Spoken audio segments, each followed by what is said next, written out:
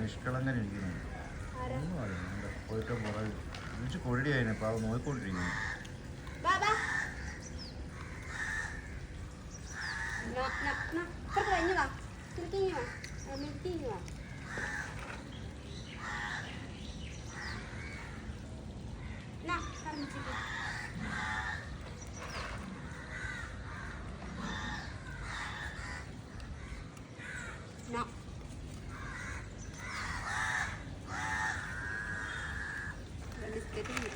ഇതങ്ങ് മേടിച്ചു വെച്ചാൽ മതി ഡോഗ് ഫുഡിന് പകരം.